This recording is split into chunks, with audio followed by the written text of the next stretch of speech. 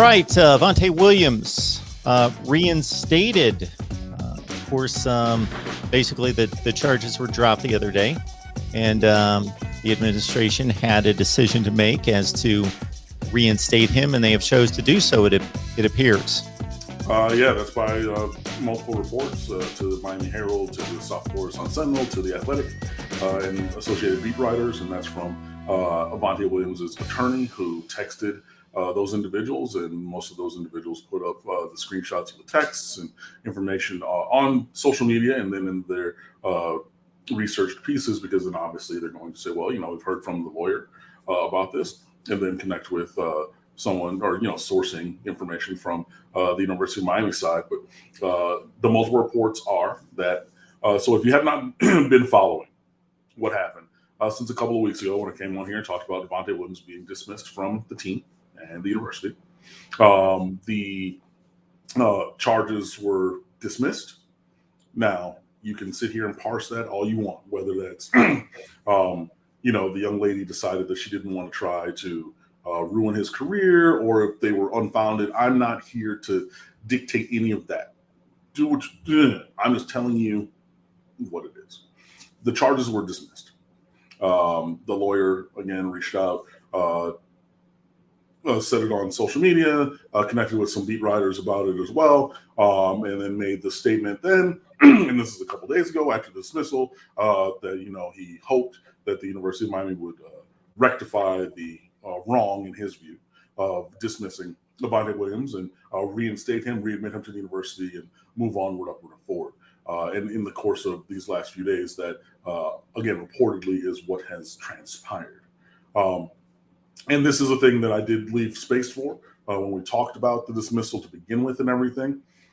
If this very scenario, and what seems to has been reported to be happening, the charges were dismissed, and obviously the background research and the connection between the school and the player and the legal system and all things like that then paved the way, because he,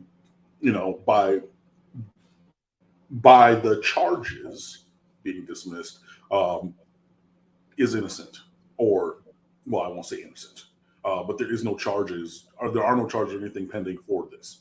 So take that as innocent, take that as whatever. Again, charges are not there anymore. But if everybody feels comfortable about it, to come back together between player and team and school and move forward, then do that.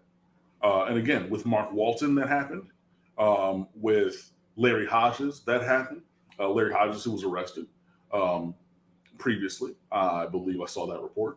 Mark Walton, who had a very public situation in college. The other stuff in the pros and everything that, okay. But the one in college, which was clearly malfeasant. And then he was held out away from the team and everything, because this situation, it was all over the national news. That Mark Walton situation. Look back at that one when he was in college. That was some real serious stuff. Saying that he had, hit and abused a woman, and then squared off with police because the girl called him late at night talking on some, you trying to come through? Yeah, I'm trying to come through. And Kim went over there, and the young lady knew a couple officers, and they told her to call him to set him up. He shows up to the house like, I'm going to cash in on that text message. You feel what I'm saying? And then, the legal situation with the officers went a different way. And that ended up being resolved, and ended up where Mark Walton, all those charges were dismissed, and there was nothing that happened with that. And then he was able to come back to the team and move forward. Such seems to be the case with Avante Williams. And again, we leave room for that. I said that before.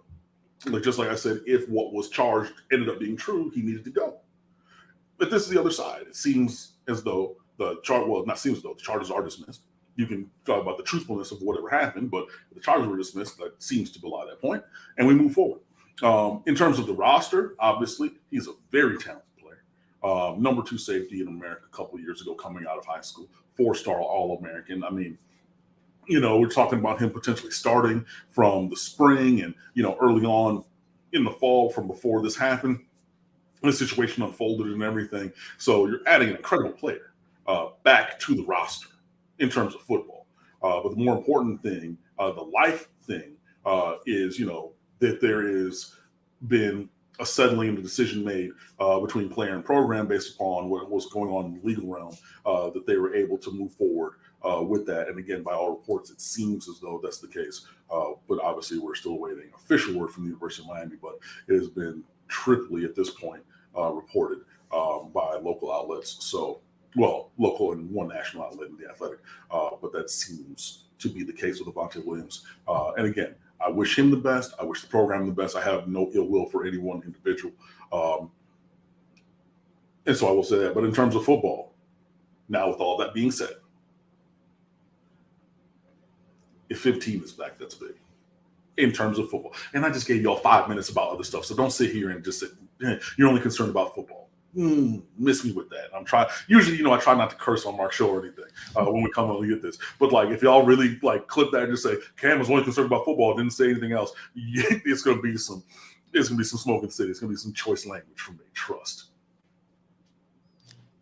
Yeah, for however long you've been watching this show, you should know that Cam and I treat these situations very seriously. We place the humanity well ahead of the football. We're big football fans. That's why we're here, obviously. But we place the humanity way ahead of that. And Cam's got a track record for just not even just here, but if you follow him on Twitter and elsewhere, you understand where his heart is. So I will just say that I believe our justice system is the best in the world if it's being executed correctly. So I'm not saying that it is in every occasion, not at all. There's unfortunately sometimes politics or wealth or authority, power that come into play and skew things, or incompetency at times. But if it's working, then it's working. In this situation, if somebody's declared non-guilty by whatever route, I believe that person needs or is granted a second chance.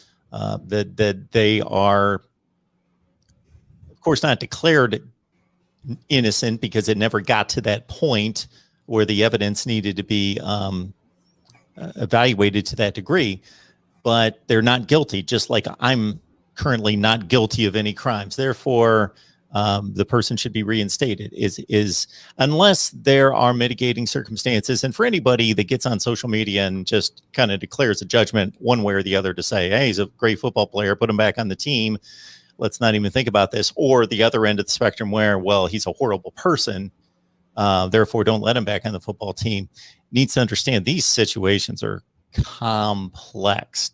So for a school administration, they need to really go step by step methodically to just determine, okay, is this the best thing for the young man, and most importantly, best for us and our football program?